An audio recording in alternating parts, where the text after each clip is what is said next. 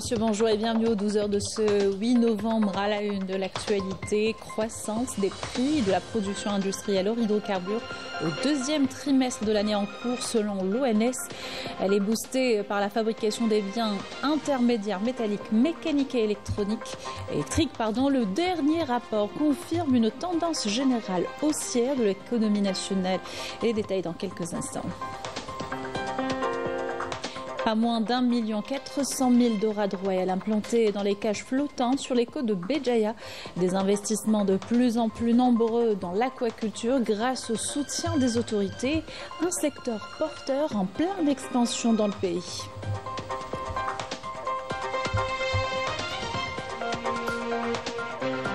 La question sahraoui plus que jamais au cœur de l'actualité. Après l'adoption de la résolution 2729 par le Conseil de sécurité, le droit du peuple sahraoui à l'autodétermination, un impératif évoqué par les spécialistes et les médias du monde entier.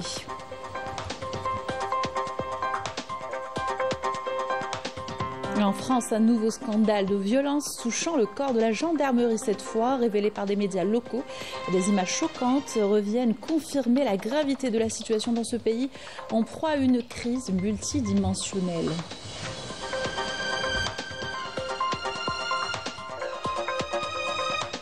La littérature ce matin et rencontre avec l'auteur et journaliste Mohamed Houaoura, connu pour ses travaux sur la mémoire de la guerre de libération et les figures héroïques tombées dans l'oubli. Il est présent au Salon international de livres d'Alger. Bienvenue à tous, heureuse de vous retrouver. Avant de développer ces titres, cet entretien du ministre du Travail, de l'Emploi et de la Sécurité sociale Abdelhak Saihi avec l'assistant du président iranien pour les affaires sociales, Dr Ali Rabi'i. La rencontre tenue à Doha en marge de la participation du ministre aux travaux du deuxième sommet mondial pour le développement social a porté sur les moyens de renforcer la coopération entre les deux pays dans les domaines d'intérêt commun. Saihi a passé en revue à l'occasion les politiques sociales adoptées en Algérie au profit des différentes franges de la société. Un volet économie où les chiffres de la production nationale hors hydrocarbures enregistrent une croissance au deuxième trimestre après un ralentissement selon l'Office national des statistiques. Et c'est la fabrication des biens intermédiaires métalliques, mécaniques et électriques qui a le plus progressé, confirmant une tendance générale de l'économie nationale. Ces chiffres et d'autres par Badia Amardi. Les prix à la production industrielle hors hydrocarbures du secteur public national ont enregistré une croissance de 0,9% au deuxième trimestre 2025 par rapport au trimestre précédent, caractérisé par une baisse de 2,1%, a indiqué l'Office national des statistiques dans un communiqué. La variation relevée au deuxième trimestre 2025 par rapport à la même période de l'année précédente s'élève à plus 0,1% selon l'indice des prix à la production industrielle de l'Office. Détaillons les principales caractéristiques de l'évolution des prix à la production industrielle du secteur public national au deuxième trimestre 2025 et par rapport au trimestre précédent. L'ONS a souligné que le secteur de l'énergie a enregistré une baisse des prix de l'électricité de près de 3% contre une croissance de plus 0,4% au trimestre précédent. Le secteur des mines et carrières a quant à lui enregistré une baisse de plus de 3%, de moindre ampleur que celle relevée au cours du trimestre écoulé, moins 6,4%, due essentiellement à la baisse des prix de l'extraction du minerai du phosphate. Les prix du secteur des industries diverses ont régressé de près de 10% durant ce trimestre après un recul de 7,3% relevé au cours du trimestre précédent. En revanche, le secteur des industries sidérurgiques et mécaniques a réalisé une croissance positive au second trimestre 2025 en affichant un taux de plus 3,9% contre une baisse de 4,7% relevée au trimestre précédent. Cette tendance à la hausse se justifie principalement par la croissance de 12,0% des prix de la fabrication des biens intermédiaires métalliques, mécaniques et électriques contre une baisse de 18,7% au premier trimestre.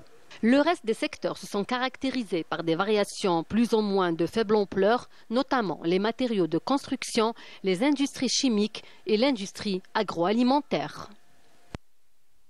Et ce secteur porteur à présent, l'aquaculture, en pleine expansion dans le pays, l'élevage de dorades royales notamment.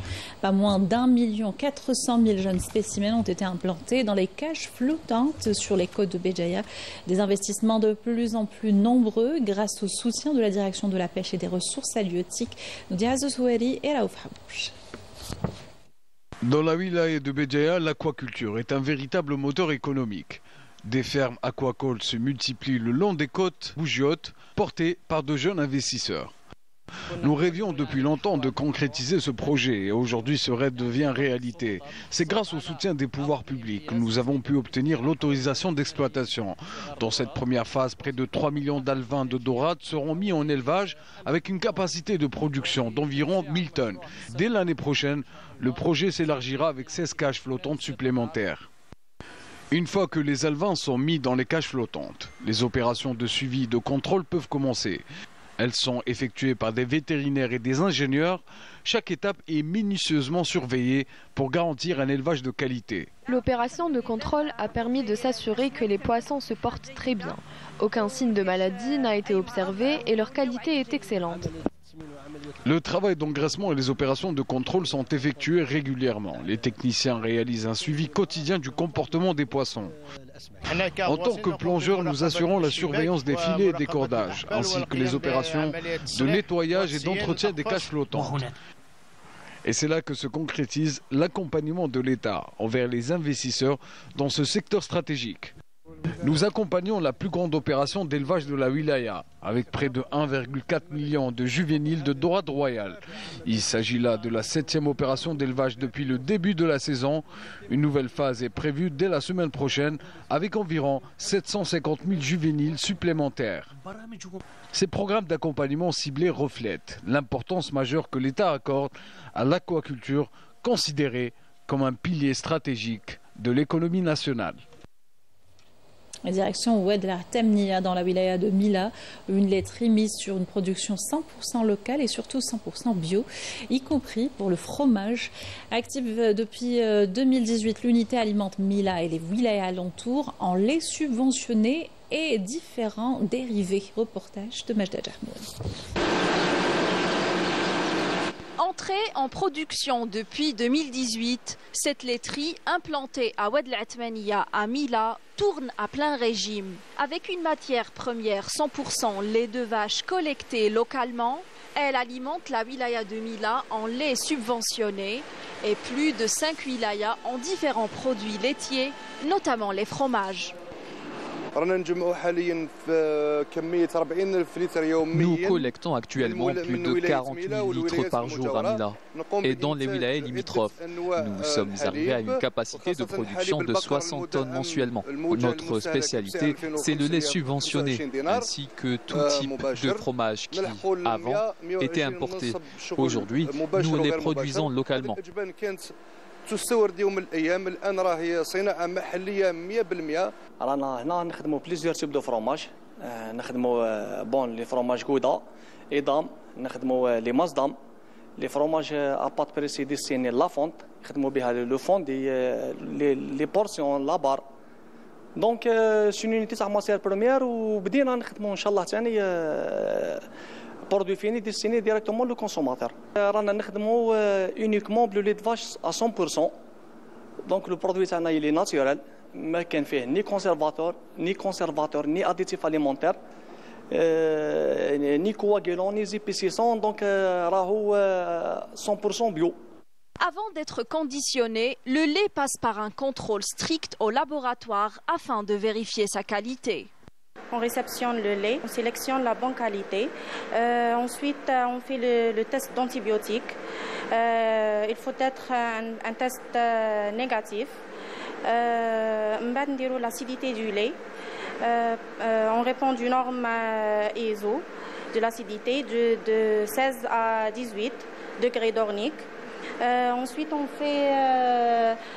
met notre lait dans le lactoscan pour avoir plus de paramètres sur notre lait, les protéines, l'extrait sec, le mouillage, etc. La qualité du lait répond aux normes internationales. Avec plus de 60 postes d'emploi direct, cette laiterie a dynamisé l'emploi local et créé des opportunités de travail pour la jeunesse. J'étais stagiaire et j'ai été formé ici. Maintenant, cela fait 4 ans que je travaille au niveau de cette laiterie. Les conditions de travail sont très bien. Un savoir-faire algérien et une production locale qui ne cesse de monter en puissance, avec une volonté affichée d'aller de l'avant et placer Mila au rang des pôles laitiers de renommée.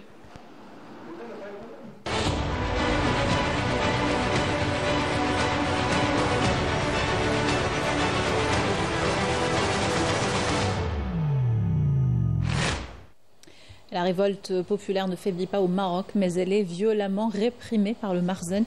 La situation est inquiétante et le mépris du régime face à la détresse de la population fait craindre les pires scénarios.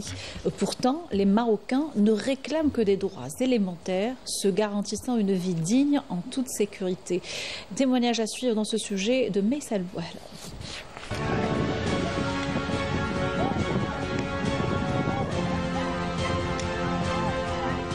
Dans une scène qui révèle une inquiétante dérive des valeurs humaines, les rues du Maroc ont été secouées par des images bouleversantes et douloureuses d'une femme âgée violemment agressée en plein jour, des images où l'autorité apparaît comme un instrument de répression indifférente à son âge avancé.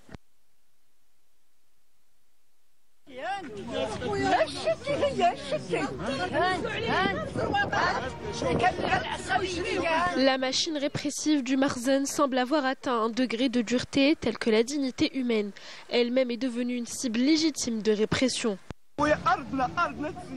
C'est notre terre, ils veulent nous la retirer. C'est injuste. C'est de l'injustice, ils paieront devant Dieu.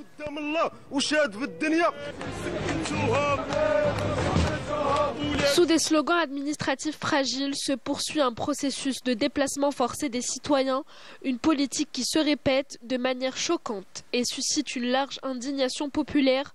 Beaucoup y voient une stratégie punitive qui ignore les principes humanitaires les plus élémentaires.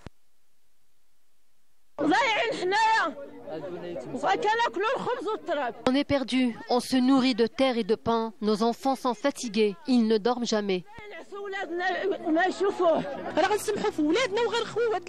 Ils nous poussent à quitter notre pays. À ce rythme, on partira tous pour qu'ils y vivent tout seuls. Trop, c'est trop. Le peuple souffre. Les dirigeants nous poussent vers l'errance. Voilà à quoi ressemble ma vie depuis 4 ans. Les dirigeants ont détruit ma vie. Entre les scènes de démolition, d'expulsion et d'arrestation, le citoyen marocain se retrouve dépouillé de ses droits les plus fondamentaux face à des forces de répression qui ne laissent aucune place au dialogue. Il ne s'agit là que de l'expression d'une crise morale et politique profonde qui touche le cœur même de la société. La question sahraoui plus que jamais au cœur de l'actualité après l'adoption de la résolution 2729 par le Conseil de sécurité. Au-delà des récupérations et la désinformation, cette cause juste est de nouveau examinée par les spécialistes et décortiquée dans les médias du monde entier avec un invariable, le droit du peuple sahraoui à l'autodétermination. Houria Djerjar et Milad Hani. Depuis plus d'un demi-siècle, le peuple sahraoui mène une lutte sans répit pour la reconnaissance de ses droits légitimes. Malgré les obstacles politiques et diplomatiques, sa cause reste vivante. Aujourd'hui, cette longue marche pour l'autodétermination atteint un moment décisif de son histoire. La résolution confirme la prolongation du mandat de la MINURSO pour 1 an. Les Nations Unies restent responsables de la décolonisation du Sahara occidental qui ne peut se réaliser que par un référendum libre et transparent où le peuple sahraoui choisit lui-même son avenir.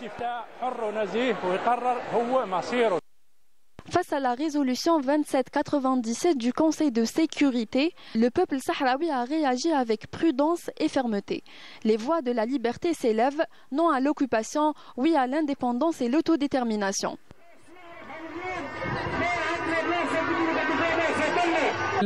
Il n'existe aucune décision aux résultats prédéterminés, comme l'a souligné Staffan de Mistura. Rien n'est imposé à personne. L'envoyé spécial du secrétaire général écoute toutes les opinions et d'autres initiatives peuvent intervenir. Alors que le régime marocain prétend décrocher une victoire, les experts et juristes rappellent que l'autodétermination du peuple sahraoui reste incontournable pour une solution juste. Le Conseil de sécurité a prolongé le mandat de la mission des Nations Unies pour l'organisation du référendum au Sahara occidental pour une année supplémentaire. Cette prolongation témoigne de l'engagement continu du Conseil pour une solution juste et durable. La prolongation du mandat de la MINURSO pour une année complète constitue un signal majeur en faveur du référendum et de l'autodétermination du peuple sahraoui, confirmant que la seule décision du peuple peut déterminer son avenir. En France, un nouveau scandale de violence touchant le corps de la gendarmerie cette fois, révélé par des médias locaux. Des images accablantes montrant des agents en service usant de force excessive et tenant des propos inacceptables. Les événements datant de 2 ans reviennent au devant de la scène et confirment la gravité de la situation dans ce pays en proie à une crise multidimensionnelle. Walid Yousfi. L'Élysée est de nouveau secoué par l'affaire Sainte-Soline, révélée au grand jour par les enquêtes de Mediapart et de Libération. 2 ans après les faits, la diffusion d'images inédites relance la polémique. Loin d'un simple dérapage sécuritaire, les violences subies par les agriculteurs en colère révèlent, selon plusieurs observateurs, le visage d'une France gouvernée par une droite radicalisée, où la doctrine de la force s'impose, de la rue jusqu'au banc du Parlement. Évidemment que les propos qui sont tenus ne sont pas acceptables. Si, et ça semble de ce que j'en ai vu, j'ai regardé évidemment cette vidéo confirmée, il y a effectivement eu un usage de la force qui est pour partie disproportionné. Il y a une enquête qui l'établira et il y aura des sanctions évidemment. Sur le plan économique, la Ve République paraît déterminée à poursuivre une politique budgétaire hasardeuse, creusant davantage le déficit avec les mêmes recettes prônées par l'extrême droite. Vous passez votre temps à dire que la France est le pays le plus taxé du monde, c'est le pays le plus taxé pour les plus pauvres. Parce que quand vous regardez les recettes de la sécurité sociale depuis 2003, vous avez eu plus 8% qui sont financés par la TVA et moins 8% qui sont financés par les cotisations patronales. Les bilans financiers année après année. 2021, il manquait 400 millions d'euros. 2023, il manquait 1 milliard. Chaque année est pire que celle d'avant, alors qu'on aurait pu estimer que, vu le niveau des besoins, vous auriez eu un sursaut à un moment donné dans votre existence. Selon un récent rapport de la Banque de France, près de la moitié des ménages ont vu leur pouvoir d'achat reculer de plus de 6% en 2024. Une tendance inquiétante que confirment les données d'Eurostat, indiquant que 16% des Français vivent désormais sous la menace de la pauvreté. Il fait le buzz sur les réseaux sociaux et érigé en héros en Grande-Bretagne. L'Algérien Samer Zitouni a risqué sa vie pour sauver des passagers lors d'une attaque au couteau dans un train. Son courage, salué à travers tout le Royaume-Uni, résonne aujourd'hui comme une fierté pour toute l'Algérie. En Grande-Bretagne, l'histoire d'un Algérien bouleverse les esprits. Samer Zitouni, employé depuis plus de 20 ans dans une compagnie ferroviaire, a risqué sa vie pour sauver des passagers d'une attaque au couteau. Grièvement blessé, à la tête et au cou, il a été transporté à l'hôpital dans un état critique. Mais aujourd'hui, tout un pays salue son courage. D'abord, il faut reconnaître le courage de Samer Zitouni, cet homme qui s'est interposé face à l'assaillant pour protéger les autres et empêcher une tragédie bien plus grande. Quand la panique s'est emparée au train, Samer n'a pas reculé. Il a fait barrage de son corps pour protéger une fillette et plusieurs voyageurs. Ce geste instinctif, humain avant tout, lui a coûté cher, mais il a permis d'éviter un véritable drame. Les passagers racontent qu'un membre du personnel s'est interposé pour empêcher qu'une fille soit poignardée. Ce héros, c'est Samer Zitouni, un homme de 48 ans, d'origine algérienne, dont le courage a sauvé des vies. Son nom est désormais sur toutes les lèvres. Les médias britanniques le décrivent comme un héros du quotidien. Un homme simple qui agit sans calcul. Les messages de soutien affluent de partout, saluant sa bravoure et son instinct protecteur. Du côté de l'Algérie, la mobilisation est immédiate. Le ministère des Affaires étrangères suit de près son état et le consul d'Algérie à Londres s'est rendu à son chevet. Si Samer reste entre les mains des médecins, son histoire elle, dépasse les frontières. Son courage est devenu symbole de ce qu'il y a de plus humain, le don de soi.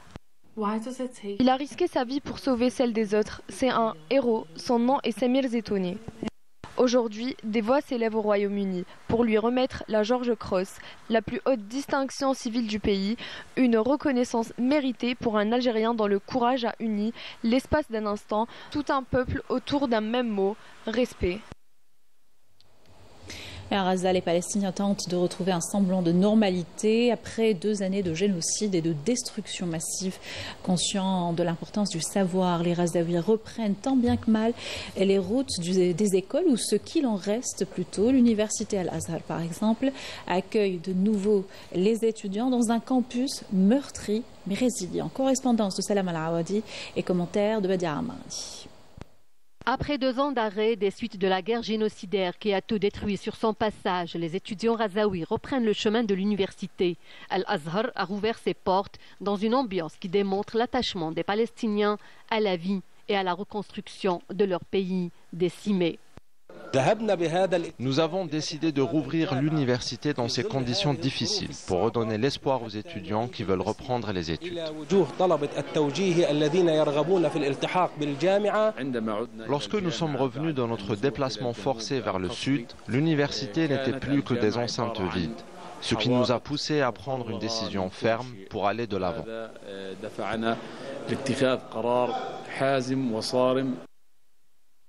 L'université, qui était un centre de rayonnement, de savoir et de connaissances, a été la cible de bombardements qui ont détruit ses bâtiments et avec ses classes de cours et ses laboratoires. Les images parlent d'elles-mêmes.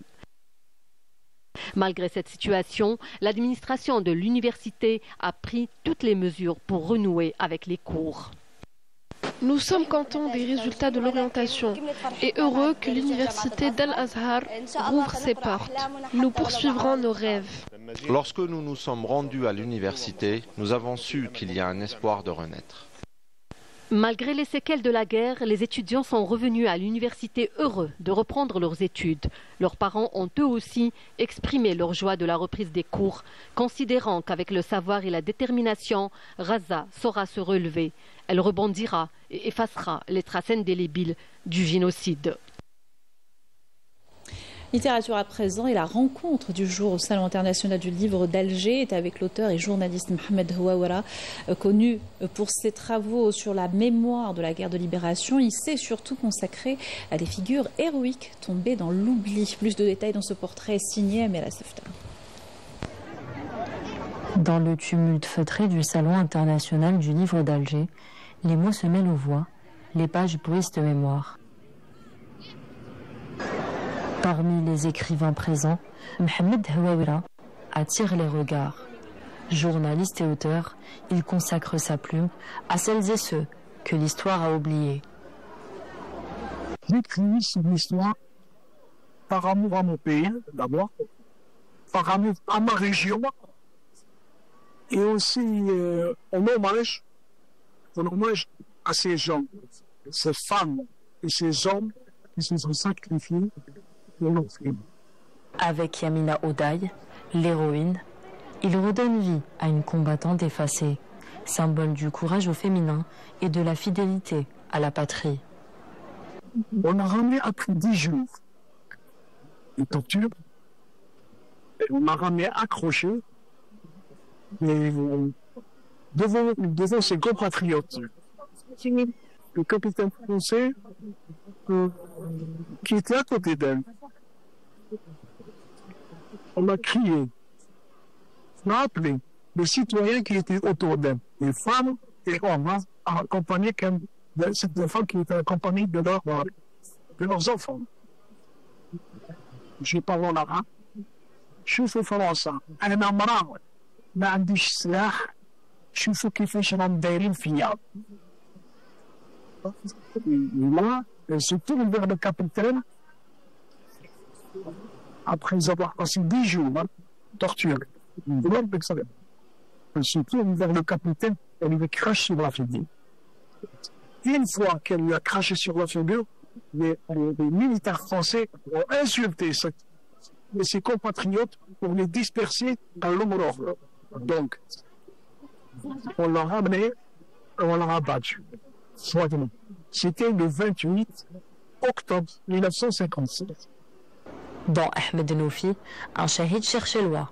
Il rend hommage à un héros discret, porteur de valeurs, de sacrifices et de dignité. Au mois de février, c'est-à-dire, on recule un petit peu, le 28 février 1957 de la même année, ce jeune a abattu son commando, a abattu un avion de reconnaissance. Il y avait 18 camions militaires et des dizaines de militaires français. La France coloniale, après avoir pris connaissance de cette embuscade, l'une, et je précise, l'une des plus importantes en Algérie, elle a gardé sous silence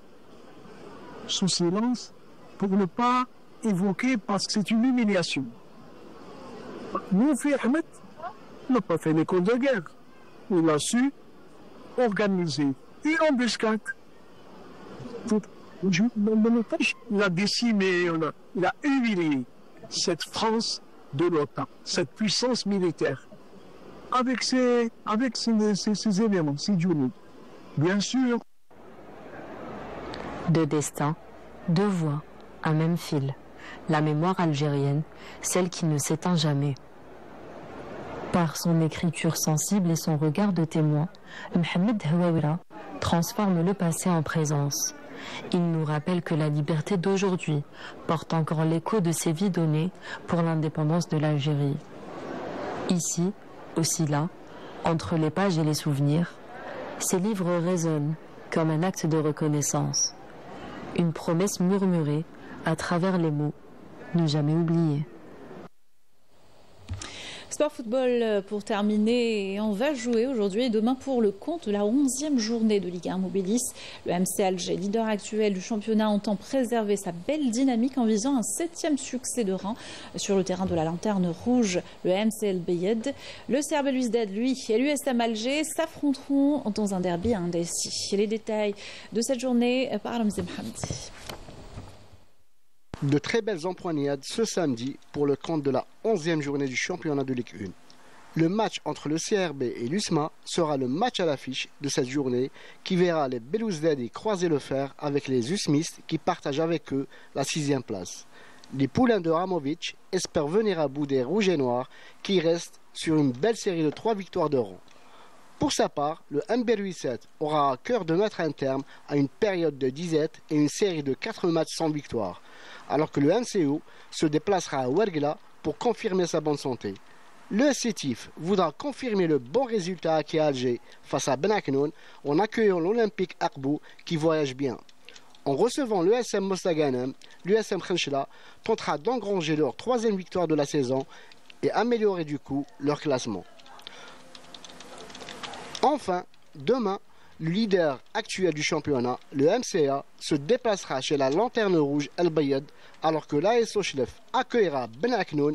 La JS Saoura se frottera au Paradou, alors que la JS Kabylie aura un déplacement compliqué à Constantine face au CSC.